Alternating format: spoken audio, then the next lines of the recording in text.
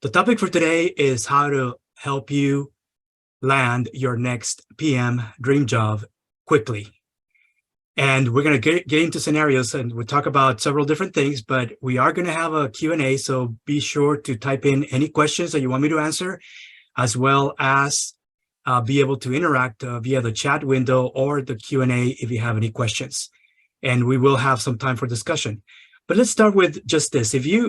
If this for you, if you are actively seeking your next product manager position, or perhaps you're looking for your next project manager position, and whether you are already a talented, experienced project manager or product manager, you may be looking at alternatives for right now based on where you're at, whether you are gainfully employed right now, or that you're right now looking for your next position. This is an opportunity, as well as those of you who are seeking to perhaps get into new industries, new types of job titles, such as becoming a data manager, which is a more newer position that are all relevant today in today's market. But really what I want to ask is, what is your dream job? Or what are some of the characteristics of your dream job? Are you in it right now? And what I would like to ask you is if you can share on the chat, what is most important for you and what characteristics are built into your dream job today? So I'll let you type in some of the chats, and I'll be monitoring the chat. So go ahead and contribute to that if you can. And we can actually use that interaction, or maybe use a Q&A window if the chat is not available to you. But type in whatever comes to mind as you're looking about what is your dream job and what's built in it. And what are some of those characteristics? Is it straight salary so you can pay the bills? Do you have other desires, other things that you want to get involved with? Is growth something that is important for you? Continue to grow at a personal level, professionally as well. Continue to build your skills. What else? I see here, and thank you for typing this. Work environment is also important. Thanks. So that's all part of what's in the dream job. Professional development, professional growth, personal growth, also important. That's what I'm seeing in the chat. Stability is important to you. Okay, good. A stable environment where you can learn, where you can actually effectively work with others, collaborate. Yes. Now, if you can continue typing that as you're brainstorming on this, I want to ask you next, what is the title or titles assigned to that dream job? If assuming that you can have all these things that you're asking for in a dream job, what are the job titles that you're considering next? It could be some of the titles that I mentioned earlier. It can be something else. And as I recall, when I was growing up, you ask kids when they're like 3 to 5 years old, and they all ask them, what's your dream job? And they all come up with different answers. I want to be a doctor. I want to be a lawyer. I want to be a firefighter. And these are all things that you start asking yourself. And at some point, we stop asking ourselves this question, because as we grow up and we go into high school and perhaps even college, then we already have made decisions. And for us, we kind of lose a lot of these dreams and aspirations that we have for ourselves. And maybe some of this continues on even as you end up in the wrong job because you're just doing it because you need to pay the bills. You stop dreaming and you stop reality hits you. And all the things that are part of reality kind of take away your attention, your focus from, what's in it for me and what is most important besides all these things that I need to do to actually just survive, have a family, maintain my lifestyle, so to speak. What else do I want to be before I retire or before I leave this world? And often we don't ask ourselves this enough once we begin working. And this is one step that is critical in your job search. And I will go into reasons why it's most important. And many of you have typed in some actual job titles: a technical product manager, a senior product manager, a senior project manager, a program manager. These are all different titles that are coming in the chat and I'm seeing, and those are great. One of the things that I would like to do in my definition of a dream job is I want to be able to do the things that even if I don't need to be paid anymore, I really enjoy doing, and that I don't have to worry about stability, my lifestyle, my salary, my compensation, because they will all be already be there for me. And very early on, and I want to say about 5-10 years into already working, I made a decision that I was going to start acquiring all the skills that I needed to be in order to run my own company and become an entrepreneur. And that's what brought me from being a developer to being a technical project manager, to being a project manager, to becoming a program manager, to now becoming a product manager. And now I'm running my own business where I'm actually training and coaching and guiding organizations and individuals on how to do product management the right way. And that is my business. And I love product management, I want to say, because product management requires a lot of entrepreneurial skills that you don't use when you are strictly a developer or a designer or a project manager or even a program manager. Most of the time, these roles, you kind of justify having a budget, and as long as you have a sponsor that is willing to fund your project or your program, you're good to go. Product management is understanding that you need to understand the business side of things, and that no matter what ideas you can come up with, and yes, implementation of those ideas are hard, and you will need some sort of funding in order to get that product into market, and even further, raise awareness about that product against your targets in that market before that product becomes profitable. There's a lot of entrepreneurship that you need in order to be a successful product manager. And these are the skills that I've built over time. And some of these skills, we're going to talk about the value of building them, even if you are looking for your next job title, because this may be part of your dream job, and your dream job is not going to be achievable in the next 3 to 5 years. It may be a longer term. The most important thing is that you don't forget about your ambitions and your aspirations, because no matter what you do, if you sacrifice those, I will tell you that no matter what you end up being in your next job, you're going to end up unhappy. And you won't even know why, because you might have the right environment, you might have the right people, you might have all these growth opportunities, and you're not fully utilizing all the skills that you are looking to build, because they're taking away your time to do the things that you have to do to get paid, not because you want to do those things. And this is the ongoing cycle of people who are in the job market looking for that dream job, and they never really seem to find it because they get lost and distracted by other things that come along the way when they start going from one job to another without keeping in mind as to how to align and realign continuously your dreams and aspirations with the work that you're actually doing today. And how do you continue to grow personally and professionally in order to continue going in the right direction and shift when you need to and accelerate when you need to in order to get to your dream job. So let's continue with this. A quote for Milton Berle is, when opportunity doesn't knock, hey, sometimes you need to build a door, or you need to at least continue to look for the right door, and don't get discouraged when doors are locked. Find the key master that can help you not only find the right door, but also be able to open the door when you need that open as well.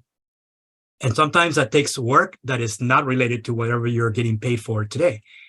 We're going to talk about 3 different things. What is the current situation in the job market? And specifically, what is the situation right now with the current job market, specifically in US? So this is really more of a North America type. And I know some of you may be from other places, but we're going to talk about the current job market in US and North America, and talk about some of the research that's going on. We're going to talk about specifically the steps that once you have done this introspective and you have now focused on having clarity as to how you're going to have a roadmap to achieve your dream job, and realize that that dream job is not necessarily going to be realized in the next few years, that you're going to have longer term things that your next job has to align with in order for you to be happy, not just get paid and maintain your lifestyle, but get you going in the right direction for the long-term dreams and aspirations that you have.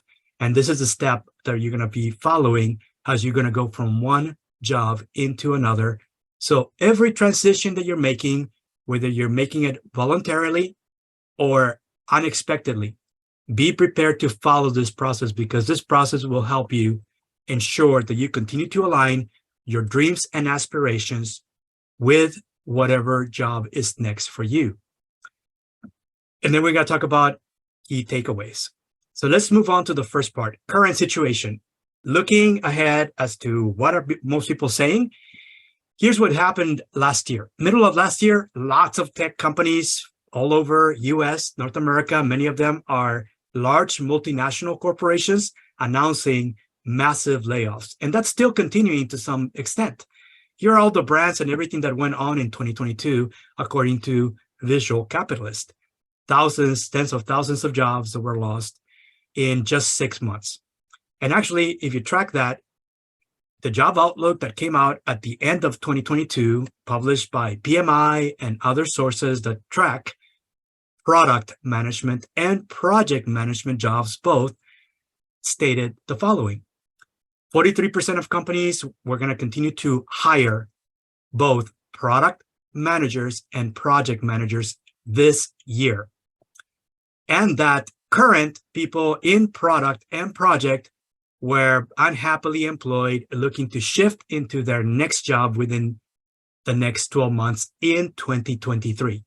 These are figures that were published at the end of 2022, and many of you may be in this situation where you're either shifting to a new position, either voluntarily or involuntarily, if you suffered from a recent dislocation due to downsizing within your company. You're in that 26%. If you are already an existing either product or project or data manager, any of these titles that are something manager, this is the 26% that we're talking about here that are shifting this year. So even though there may be job openings, brand new job openings, a lot of people with great experience, great expertise already in these job titles are going to be shifting into the same new jobs that are being created this year. That's what the data was projecting. And many of these jobs are highly sought by many people because they are among the highest paying tech roles in North America today. And that's going to continue to be that way for the next 10 years in accordance to PMI job reports that have projected needs of product and project both. Any studies that you look at on the outlook for the next decade through 2030, these job titles will continue to grow, the number of openings will continue to grow, and also salaries will continue to rise. Product management is among the highest compared to any other whatever management roles there are. And often product managers, if you're looking at a sort of like a career ladder, you want to become the CEO of a company at some point. Many people who spent a few years in product management at different companies usually become CEOs of their own companies or somebody else's company at some point. One example is Marissa Mayer. You remember Marissa Mayer, former CEO of Yahoo before it was sold to Verizon? She actually was a product manager at Google. And once she left Google after spending a few decades, I think it was like a decade or so, 10 to 15 years at Google in product management, rising in product management, left and became the CEO of Yahoo when Yahoo was in trouble. And she was at the helm of Yahoo trying to turn her around and successfully exited exited Yahoo by selling it to Verizon. And then she became a billionaire at that point because Yahoo was sold and acquired by Verizon for a few billions of dollars. And she was majority owner of Yahoo at the time.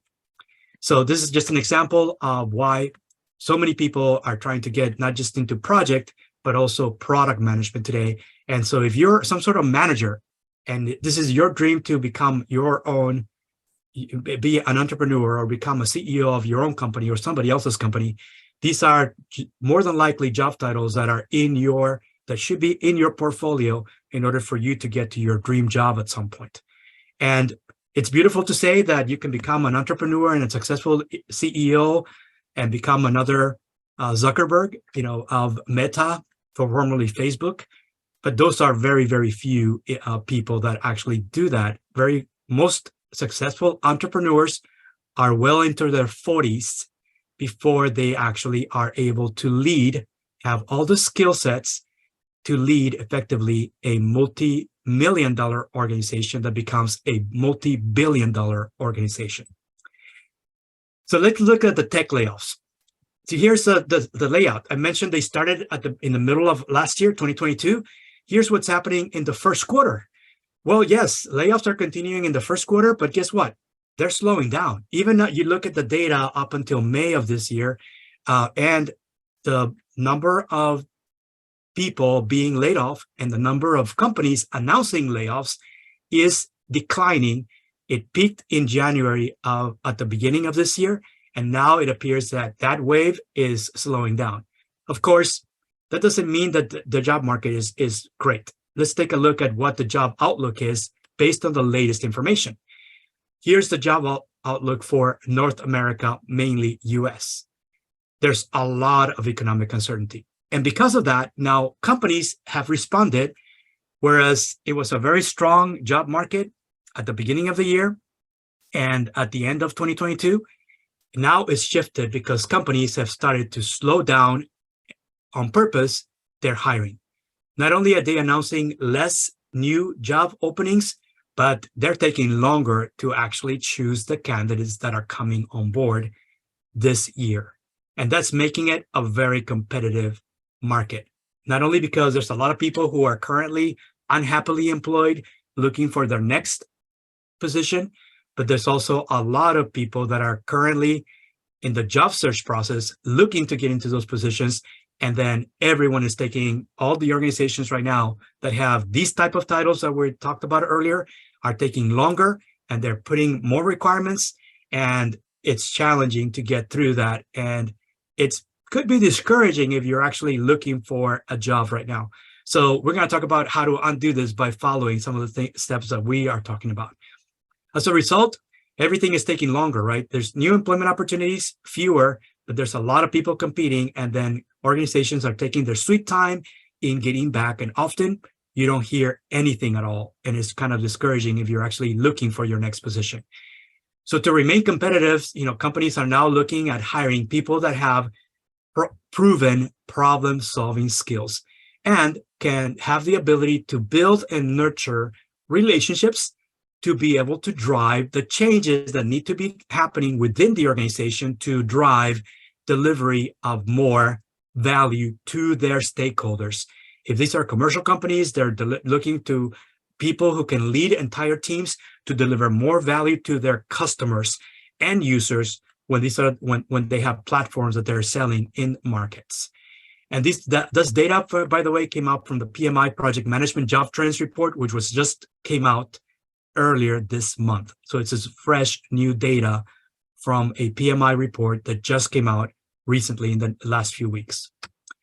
So let's talk about meeting employer expectations.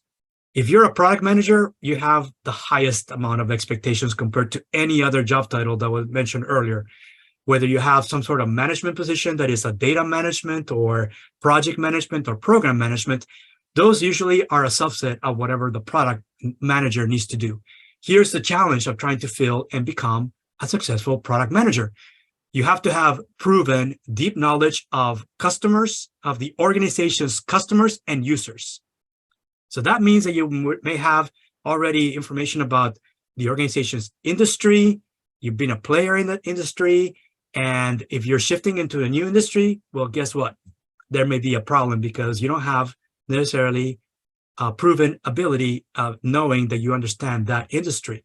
So any of these things are sort of things that you need to continue to build your knowledge, even if you're not in that industry or in that specific product category space today. And this is why product managers are highly paid, because we are always looking to learn and be early adopters of new things, because we understand that it's critical, not just for our role to become a better product manager, but because we're personally driven to get to the next edge of knowledge and expertise and start applying it as well.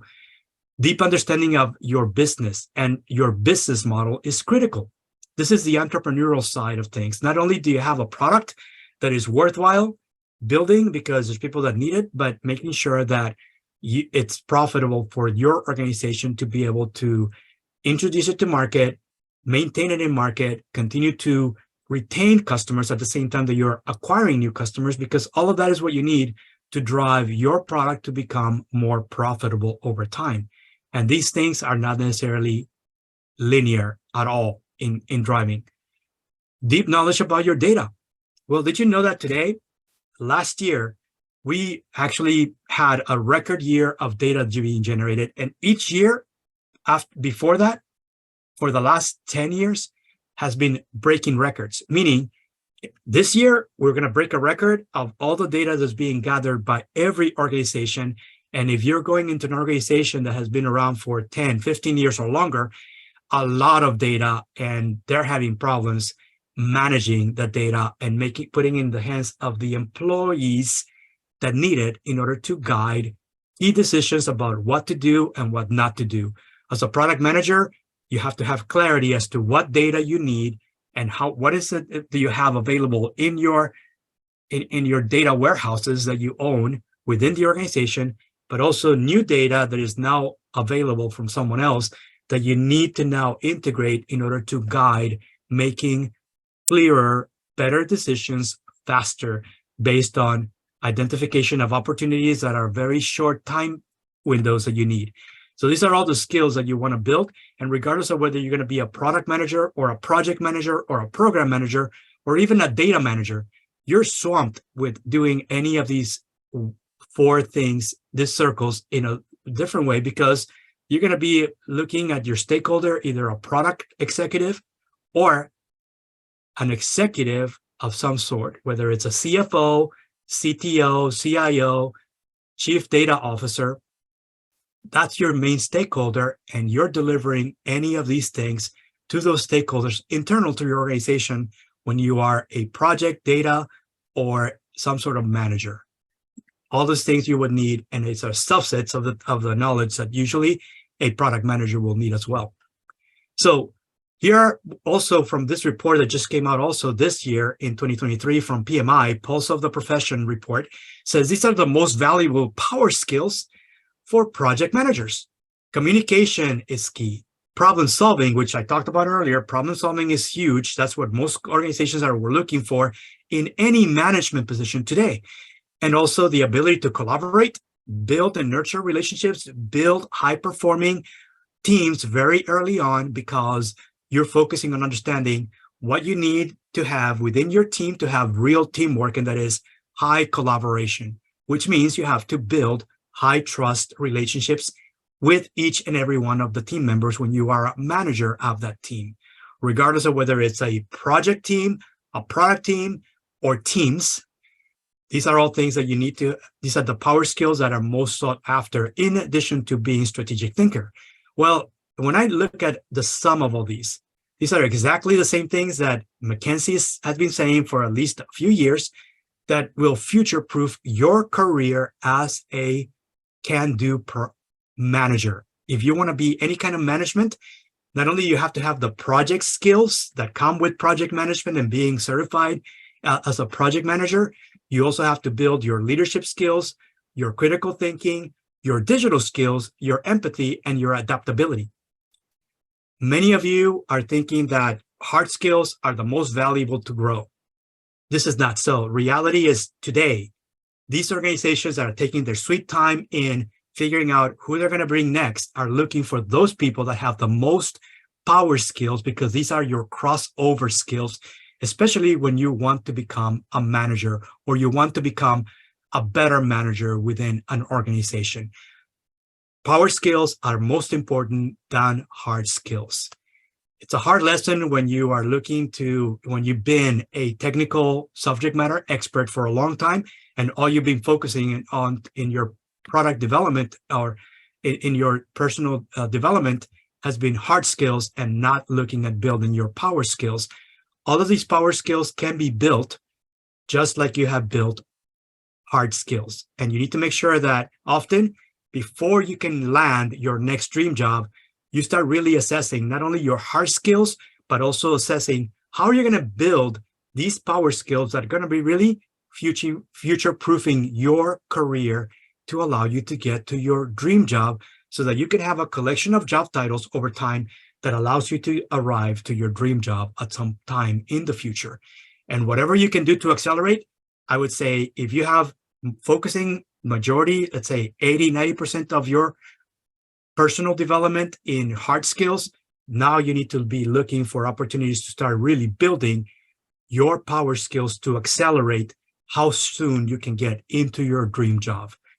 And now we're going to talk about the steps to that you should be following to figure out during your job search process, how are you going to align everything and where you end up next? What is the right job titles, the right companies that would be part of your own personal experience portfolio to help you arrive to your dream job faster.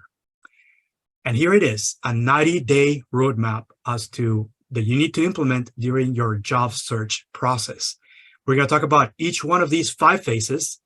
And these are phases because you can iterate across, and many times you might have some setbacks where you're going to have to kind of iterate between these phases. And we're going to explain that what you do in each one of these.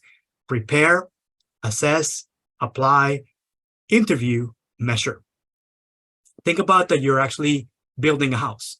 What is the most important piece of building a house that has to be part of your structure?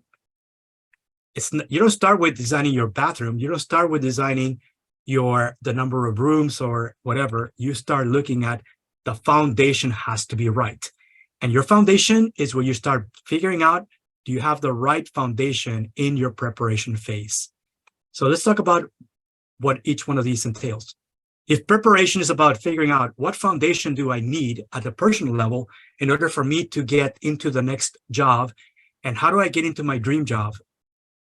First of all, number one, most important thing, we're going to talk about each one of these, but we're going to start by looking at your foundation, and that is conduct a personal audit or assessment as to where are you at and how close are you on reaching your aspirations. Has anything changed as far as what you need to do for a living versus what you need to do for your aspirations, your ambitions, and what type of job title and company will help you get there faster?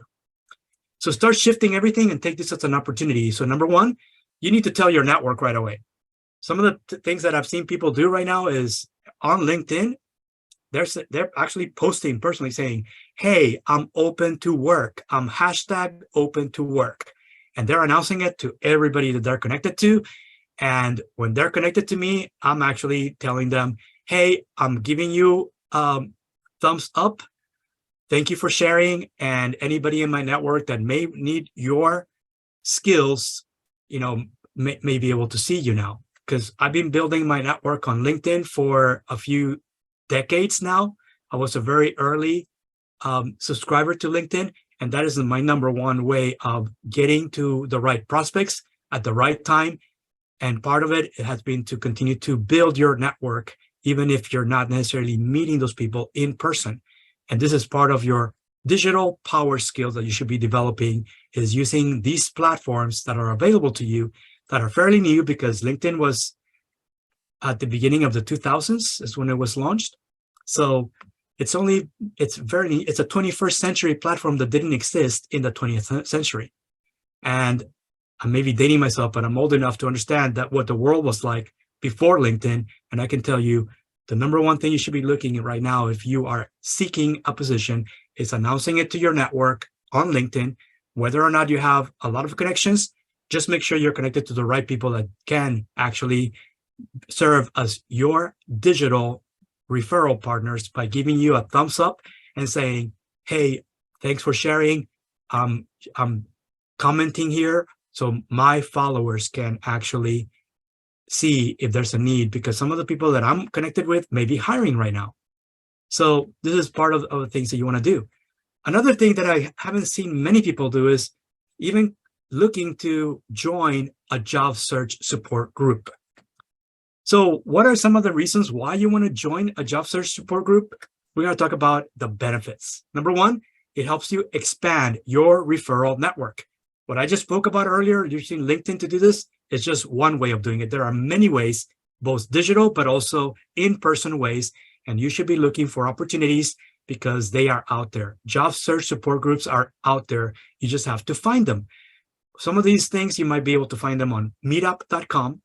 Sometimes you might find LinkedIn groups that are job seekers in specific industry sectors or in specific job titles. This is all the things that you can do on LinkedIn digitally, but there's also other places. Eventbrite is another one where you can find local, physical support groups that may be by industry, by job title, ... These are all opportunities, and you need to start finding them, accessing them, and then making sure that you're telling them that you are looking for very specific positions in that industry or are in specific companies that are near you, local to you. And then it's an opportunity to find the right accountability partner. I mentioned earlier that there's a lot of things you don't control. And right now, the job market has shifted because employers are taking their sweet time in making decisions. They're making you take not just one, but multiple interviews before they make hiring decisions. And they're just taking a lot of time. They're hiring by committee. And the bigger the committee is, the longer it takes to make a decision. That's just the way it is right now with organizations. And it's happening across industries right now, because this is a way for organizations to ensure that they're risk managing whoever they onboard next can stay and really do the job that they need them to do. Not just for the short term, but for the long term. Also about obtaining peer feedback, and it's about identifying additional opportunities that you may not even be aware of. These are all things that happen when you find a group that meets on a regular basis that you need to be a part of, because it helps you do multiple things. And I would recommend that if you haven't done this, that you start looking for them. And we're actually at Bold PM, we're actually supporting some of these job seekers by starting some of these professional job search support groups. If you're interested, make sure that you connect with me or follow up with me after this, because we will be announcing a few meetings of forming digital job search support groups. And we're going to start with a few. And over time, we expect that they may be actually branching off into specific locations based on where the jobs are today, because it's not everywhere in US. According to job reports, outlooks, markets, there's about maybe 25 metropolitan areas where the majority of current new job openings with the specific titles are happening in US, and it's not throughout US. And many of these positions are no longer 100% remote. So this is also important as to where you are physically located today, because you might need to make some changes and realign with one of these 25 hotspots that are right now have an increasing number of new job openings in the job titles that you're seeking right now. In addition to this, proper foundation is understanding your own perspective of where you are in your career, where you are in life, and detach what you've done before from where you want to go next. Because where you need to go and where you want to go don't always align by themselves. And often you need clarity as to what it is, what move you're going to be making next to align where you go next to where you want to eventually arrive, because that is your dream, your aspirations. So a personal SOAR analysis is what you need to do as part of the preparation phase. Understand your strengths, understand what are your aspirations, your dreams that you haven't been able and you don't want to give up because you really deeply care about them. One example is, why did I become the CEO of this product management firm that I'm leading right now that I started? Well, number one, my value, and I knew this very early on because I've done personal core value assessments. One of my core values is to make a significant positive impact with anyone around me, whether it's people that I'm meeting, whether it's organizations that I'm working with or working for. It doesn't really matter. That is one of my jobs, is to make a significant positive impact. And this drives everything that I decide what type of engagements I choose to take and which ones I don't want to even consider. And on a personal level, who is it that I really want to connect with, just because they're not necessarily going to help me, but it's part of me being able to either pay back or pay forward. And I do any combination of these, not just for a living. I don't get paid for many of these things, but these are part of my desire. My value is to make a strong, positive impact with anyone, and not only be a change maker, but enable and empower other change makers to make an impact that spreads around the world. That is my aspiration. And everything I do, including which engagements and what companies I work for and what positions I take temporarily versus full-time, this all drives these decisions that are more at a personal level.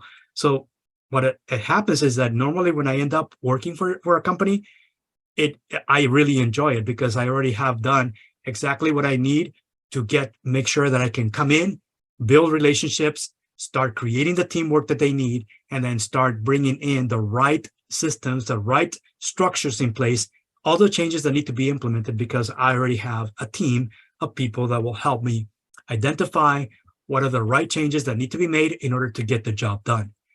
And whether it's a product or a project or a program that I'm working for or I'm working in, doesn't really matter. I'm always going to need people, systems, the right structures, the right processes, the right best practices, and the right products or services that I'm going to be delivering, either internal to the organization or to the organization's customers and users. Either way, it's something that the organization really needs. And I tend to work with companies that are mid-market, because one person can make a huge difference and really drive a lot when you really know how to manage people and create the teamwork they need, align the processes and the product portfolio to really get them to become much better in their performance. But this is something that you need to do as part of your assessment. Also, that allows you to now have clarity as to what are the job titles and the type of companies, because the companies that you're working for, in order to them have the right environment, you need to assess what is that culture like, and how does the culture and the shared values of the culture of those companies align to your own personal values.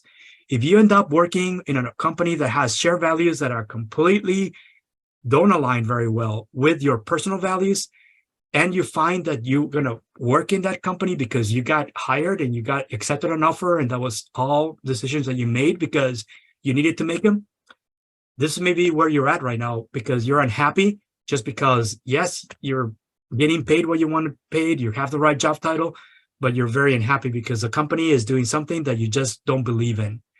And therefore, you don't believe in their purpose.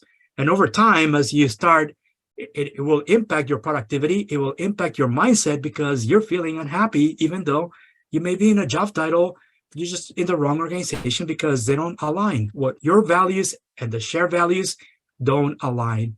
And you need to assess this. This should be part of your foundation.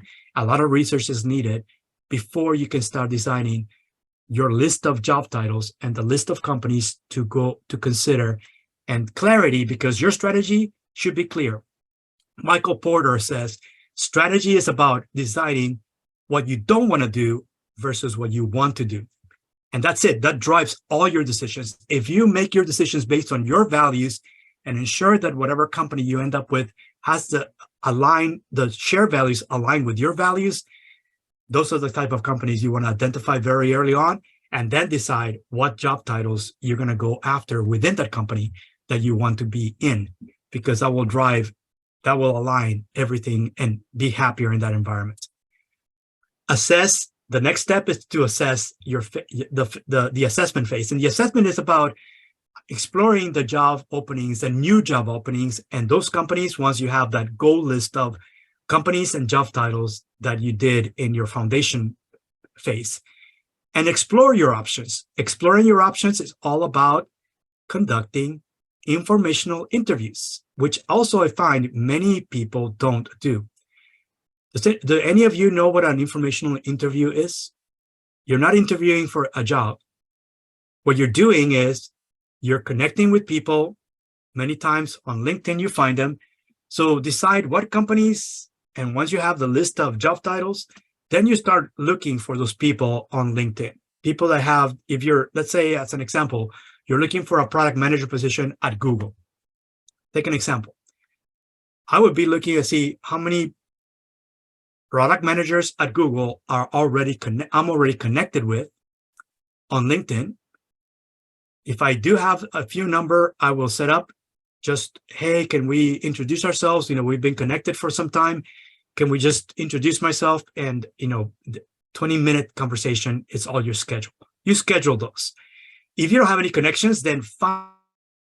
Many times, even if they don't have, if they're not near you, you can just set up a Zoom meeting or, Teams meeting or Google Meet meeting. Doesn't really matter. Just make sure it's face-to-face, and you're just asking them, hey, what is it like to be a product manager at Google? Tell me a little bit more. So you come up with the questions and you drive that conversation. You're interviewing them. And by the way, if you find that all the answers they have sounds great, I really want to share with them that you're actually want to get into that company with that job title, and ask them, how often do you have these type of job openings? And do you have these job openings near you, where you are physically located? These are all things that you want to do in a informational interview. And guess what? The magic word of expanding your referral network. Everyone that does this, ask them, does your company offer an employee referral program? If the answer is yes, tell them, well, if you see this type of position coming up, let me know, because I will make sure that whenever I'm applying, I will put your name as my referral, as an employee referral, and they get paid for that. Because employee referral programs, depending on the company, you get compensated for referring somebody else from outside to come into a specific job title.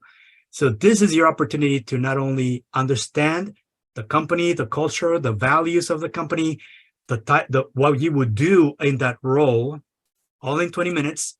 And now if they do have an employee referral program, you may have a new referral partner that refers you to be on the lookout to see when the next job opportunity that you mentioned that you are interested in, and make sure that you can get in.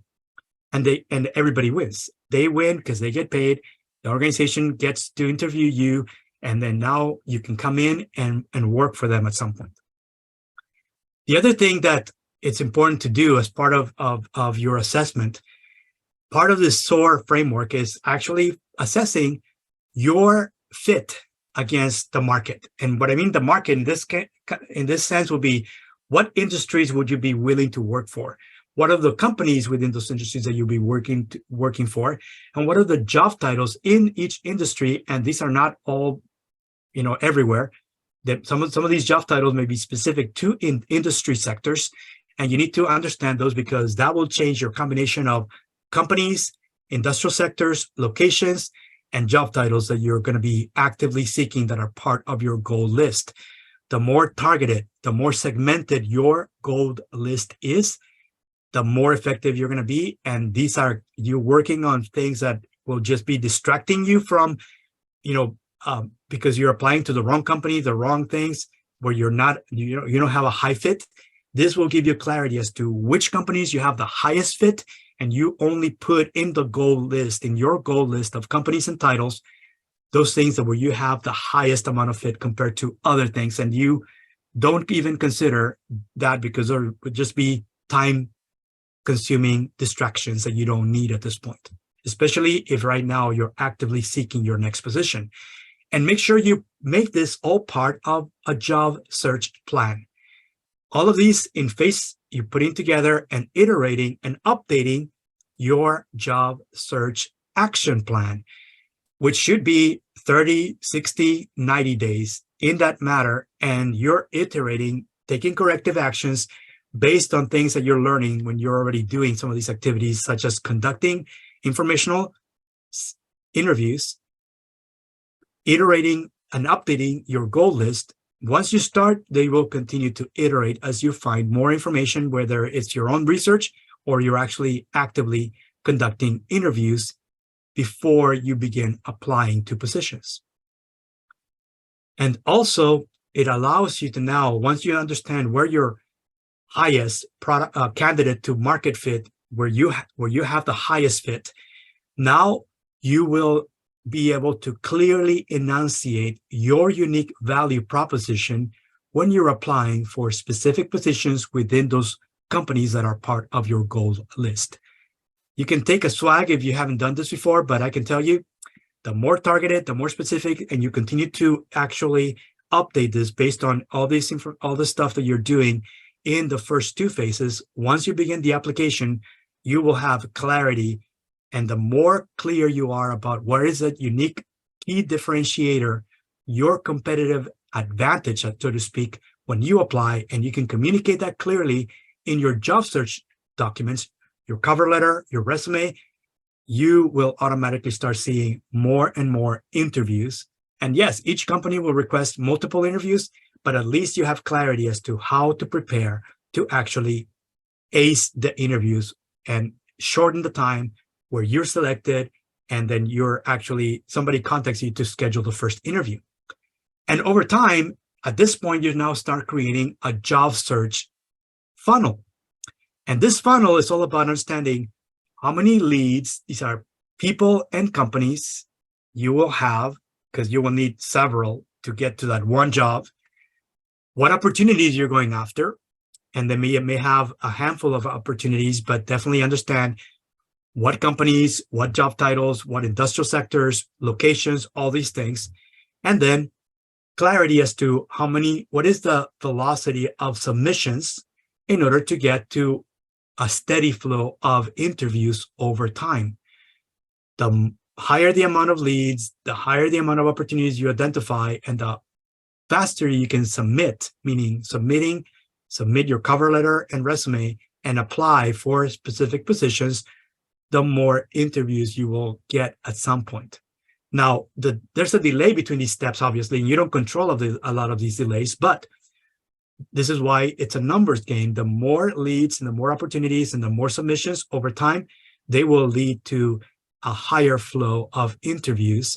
And if you practice your interviews and follow what we're going to talk about next, how to prepare to ace the interviews, that you will get more offers and not just end up with one offer, but end up with multiple offers at some point.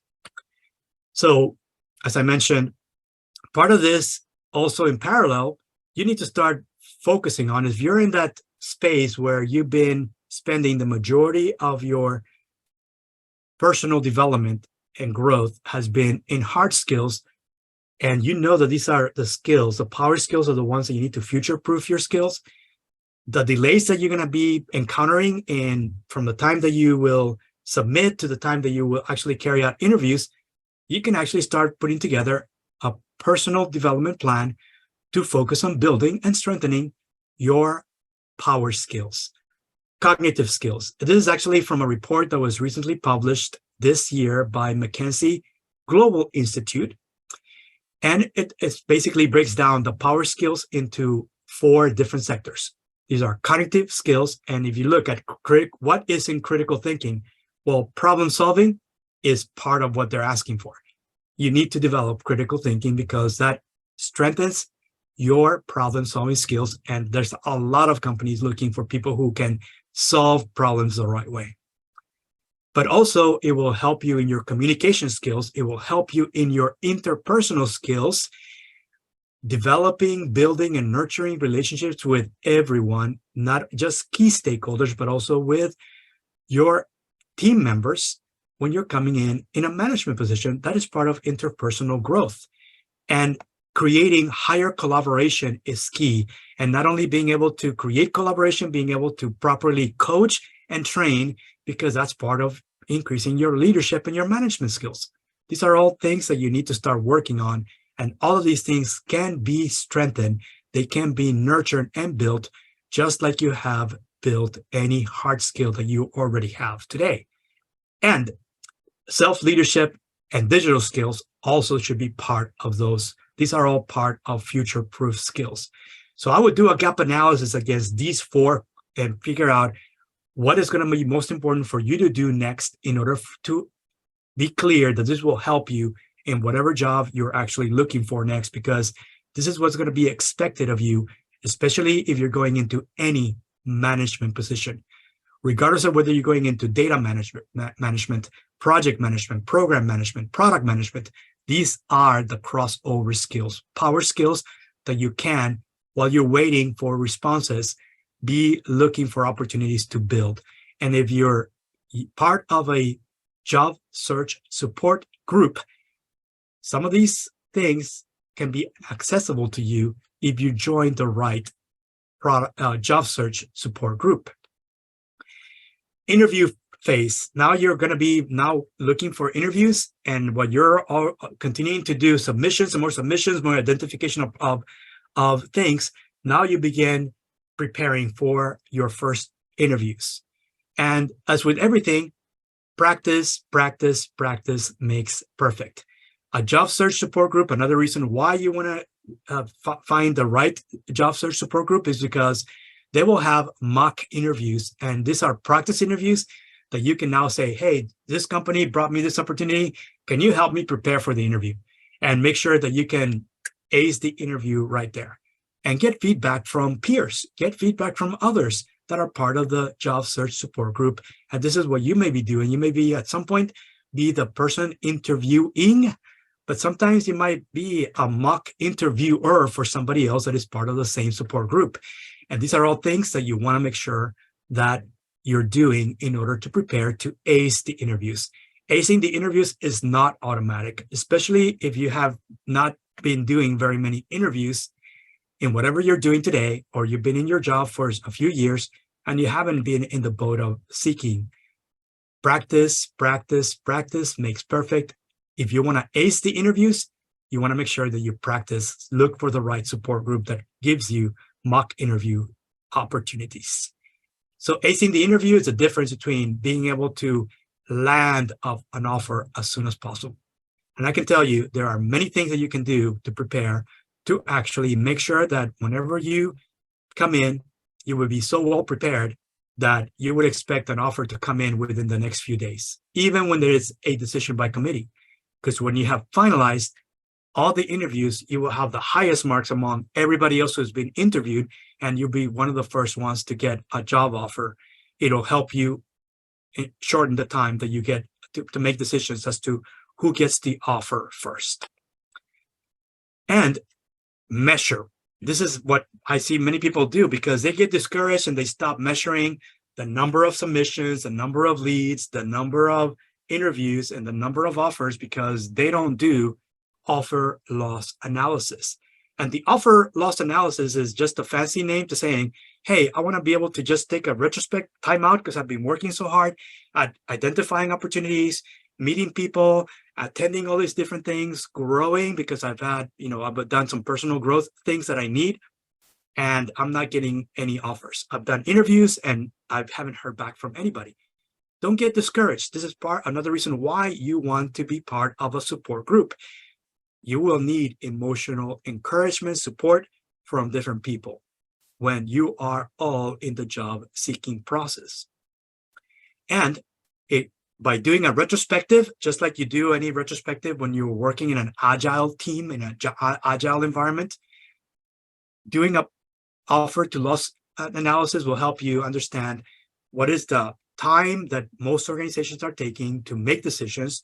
And then number two, what type of feedback do they give? Because not everybody gives feedback, and that can be discouraging at times because you're waiting, and you're not hearing anything at all.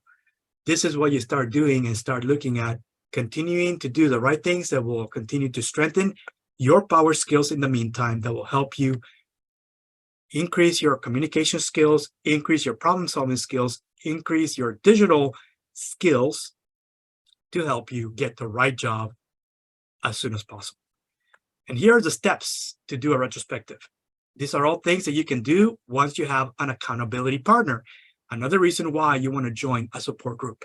Finding one or two accountability partners to go through this process helps you, because you can share each other's offer loss analysis for yourselves and start looking at ways that you can do to actually implement corrective actions to get better results the next time that you apply for a position within a company that you really want to get responses. These are all things that you can help each other if you have an accountability partner, and you can find an accountability partner in different ways, but having an accountability partner from a support group is one of the easiest ways to find a way to do this and allow you to start implementing corrective actions to get better results on your next opportunity. So this kind of summarizes this. I hope that many of you that have had questions can submit those, but let me just give a wrap up of what we discussed. So currently, despite record low unemployment of hovering right around 3.5%, I think right now we're at 3.7%.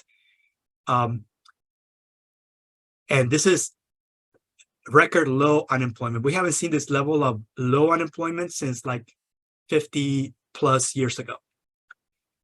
But now there's fewer new job openings. A lot of people with experience, talented people that are wanting to go from one unhappy job title to a better job title in a different company, a different environment, because they're unhappy right now. They've been pushed to their limits and still not anywhere close to achieving their dream job. And this is the reason why it's such a hyper competitive market.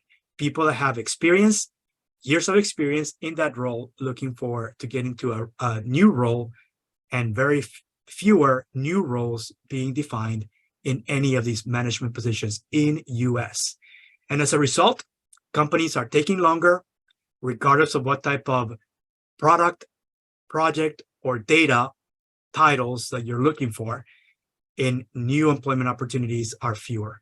And that's going to remain for the rest of the year, especially right now as we're seeing even a higher level of economic uncertainty because of this debt ceiling issue that we cannot move forward. And more than likely, it may cause, unfortunately, more job losses, just because companies are very, very worried about what's going to be happening in the rest of 2023. So your action is the better approach that you take. And if you follow these steps in creating a 90-day action plan that breaks it down in chunks of a month. So consider that your iteration period is a month, and you're putting together your 30-day plan, your 60-day plan, your 90-day plan, and you're tracking where you're at, and you're tracking all these things that are part of your job search funnel that I spoke about earlier. And all these steps will help you find that job faster and prepare you and make you and help you grow at the same time by finding the right opportunities and the right growth areas that you need to be focusing on in order to future-proof your career, and allows you to get to your dream job in the near future. It will help you accelerate getting to your dream job faster. So we're ready for questions, and here's my contact information. And by the way, two things. If you either connect with me on LinkedIn, the short link here is the link to my LinkedIn profile. Let me know you attended today's session, or you can email me at this email address. Let me know you attended today's session. I will send you a link to a post-event page where you can view the recording, the video recording of today's discussion.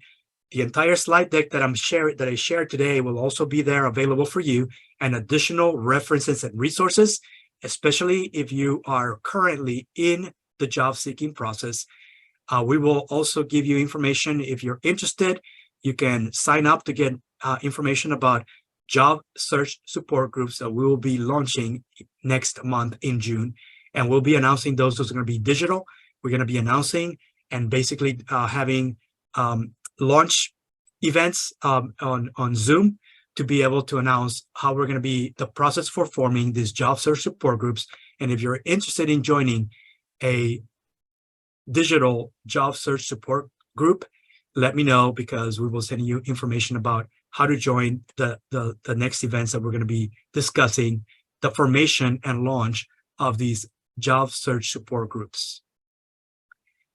We do have several questions, so that's awesome. Our first one is, companies are looking for several years of product management experience versus one major one to give you that role. So how do you move to a product management job with majority of program management roles, but one or two major product management deliveries? That makes sense? Yes. That's a lot. So the first thing is you want product management is significantly different than project management. And if you don't believe that, there's a talk that we did earlier this year on Great IT Professional. It's available, archived from Great IT Professional, talking about the difference between product and project management. And this is something that most people, even entire organizations, confuse, that PMO, that the better the PMO, when P stands for project, makes the entire organization that is product centric, meaning their entire portfolio are products that they're selling into different market sectors and different different sectors, that you're going to have much better performance on your products. Wrong. Product management has enough additional domains of expertise, and not just technical domain, hard skills, soft skills as well. You need to understand and build your business acumen. And that is the most important thing. The major difference between being a great product manager and a great talented project manager is the fact that you need to increase your entrepreneurial skills, understand a business model, do business analysis, and understand that not just about measuring the top line, which is revenue. It's about making sure that you continue to figure out ways of scaling, capturing more customers, maintaining your cost structures fairly flat, if not reducing them over time, to create better profitability for the products that you're managing. And do this across an entire portfolio. Easy to talk about, extremely hard to execute, because you're not talking about just one team. You're talking about 90% of people within a company, when these are all products that they're supporting. Multiple products, and sometimes shared team members between one product to another. And it's teams of product managers making these decisions, working alongside teams of program and project managers, because all these companies that had these huge layoffs last year all have not just one, but multiple of these roles. And there's a difference in responsibilities between what a product manager does, what a project manager does, and what a program manager does. And you need to have clarity, because each organization draws the lines between these three roles differently. This is part of the research that you need to do in order to understand what is going to help you when you're applying for a product management position within this company. The more research that you do between what does it mean to them within their company, the difference between a product manager, a project manager, and a program manager, when the organization has all three roles implemented, the more clear you are by interviewing these people, the better you will do in making sure that you will state what would make you a better product manager, if that's the job that you want from this company, so that you can clearly communicate that. And you're already been focusing on building those skills. And it's not just about experience, it's about showing that you have gone through some sort of formal training program, and maybe even obtaining some certificate or certification to prove that you have built some of these skills that you're missing. And that's what the name of the game is. There's certificate programs, certifications, not just for hard skills. Look for certificate programs to increase your communication skills, your leadership skills, your cognitive skills, your problem-solving skills. There are organizations handing out certificates after you have gone through some sort of formal training to build your power skills. These are all things that you want to find in a job search support group, because they're out there, just you haven't found them because you never looked for them and you never thought you needed them. Now that you understand the differences, my guess is you need to build a lot more power skills than anything else, because you've been focusing the majority of your years of experience in building your hard skills and not enough emphasis on building your power skills. Great. Well, thank you, Hector. Thank you. Our next question, Says, as you said earlier, customers are very happy in the interview and give positive feedback, but they still have a lot of other people to talk to, and then the memory fades on the last Yep. few weeks. So So this it is where can, you start learning, especially when you start learning, communication is key, right? yeah. So every time, and one of the things that I do every single time, before I even arrive at the interview, I ask the technical recruiter, whoever contact me to schedule interviews, I tell them I will only schedule interviews if you provide me the name, the title, and a way for me to follow up with whoever I'm going to be interviewing next, whether it's a hiring manager or a peer or somebody else, because I'm going to be interviewing by an entire committee, one at a time. I ask for contact information from every single one of my interviewers before I even arrive. And what do I do with that information? Because once I find their name, I can very easily go and find their LinkedIn profile. When you're actually interviewing for any of these management positions, the one nice thing is that everyone that you're going to be interviewing with the companies, they all have LinkedIn profiles that are updated. So make sure you find them, you research, you see where they're coming from, what is their role, the degrees they have, how many years of experience, and where they've been at, all these things. And now that you've done that research, you're going to start positioning what you're going to emphasize, that you tell them, like, oh, you went to UC Santa Barbara. I went to UC Santa Barbara as well. They're an alumni of you may have not just common values, common interest based on who they are, where they've been, and where you've been. If you start doing this research ahead of time, it is very powerful because you will establish a relationship in that 1 half-hour, 40-minute interview. You will see a different attitude when you can connect with them in the way you introduce yourself at the very beginning. It just requires a little bit more research to be prepared. But number one is make sure you have all the information that you need for you to follow up, even if they're not getting back for you, because follow-up is key, especially once you have submitted. This works for submission. I already know that I have a way to follow up with whoever is the hiring HR or specialist or whoever it is that I'm talking to, whether it's a recruiter or whatever. I can contact them directly and follow up to get status. Even if it says no progress or whatever, follow up with them, let them know you're still interested and that you're still looking. And it's follow up from the time that you submit all the way until you get an offer. So make sure you get the contact information of everyone before you even schedule any kind of interview, and even before you even submit for the job role, whatever you're applying for. Let's see. Next question is, I'm currently doing an MBA with a concentration in project management. I will also sit for appropriate PMI certifications. What are the titles I would qualify for and should be looking for after graduation?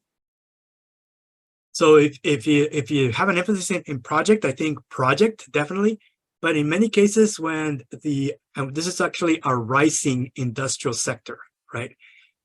Today, you can be, you can say whatever product you want to have. Like, for example, oh, I'm using this particular tool. And this tool does, like, for example, Photoshop, right? For those of you who are familiar with Photoshop, if you are into creating graphics, that is great. Well, what is everybody now asking for? Can I have some AI with that?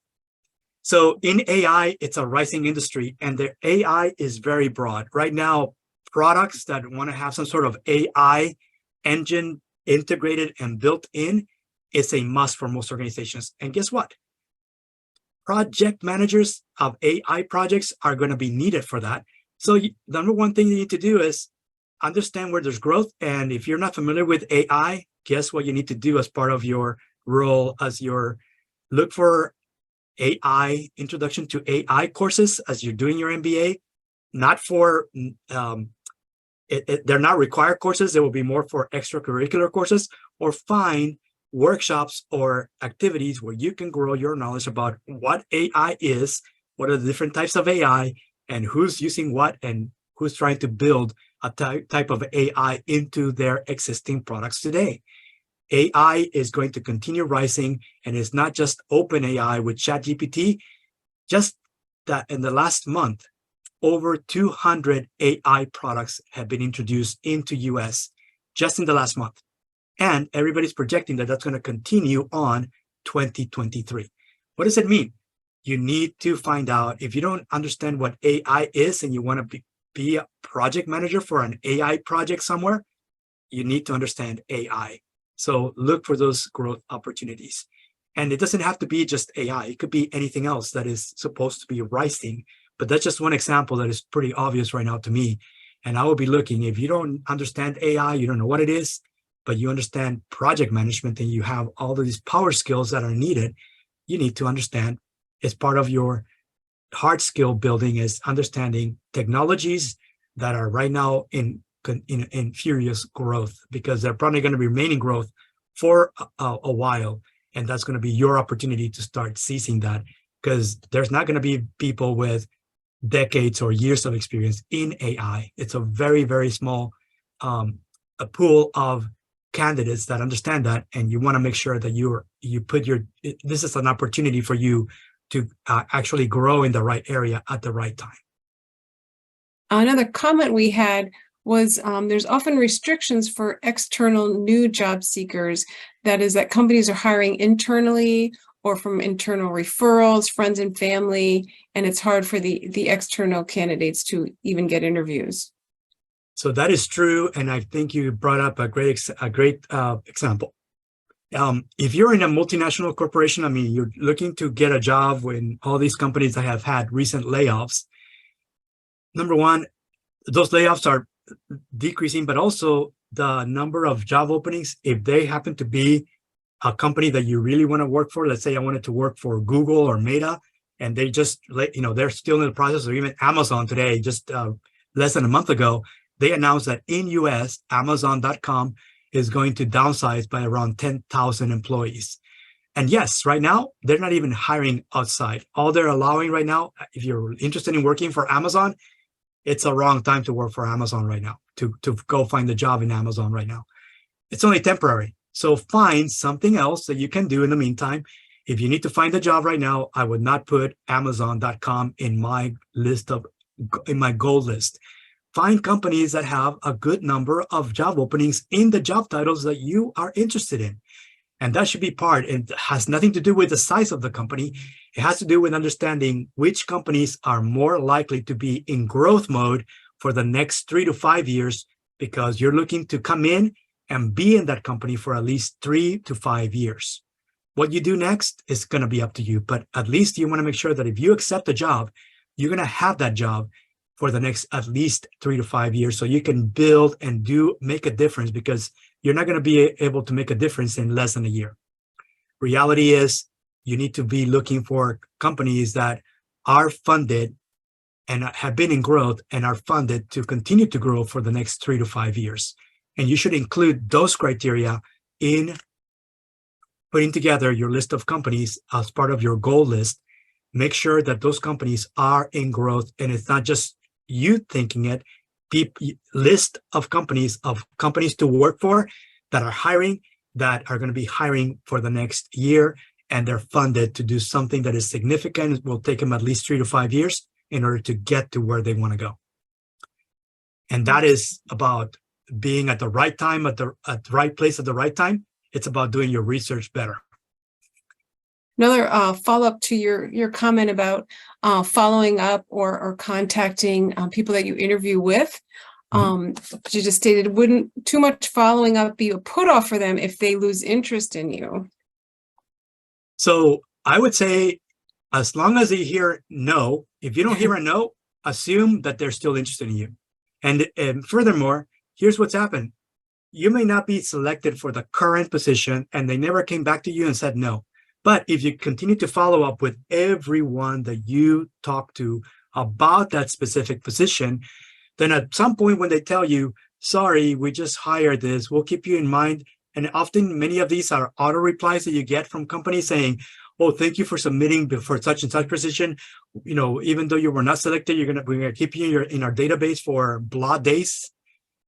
And guess what? If you don't follow up, you'll never hear back from them, right? Because if you haven't set up your referral, and even I look for opportunities that my interviewers, people that I am interviewed for a specific position, I ask them, hey, if I'm not selected for this position, how often do you hire, or are you looking to hire within your team?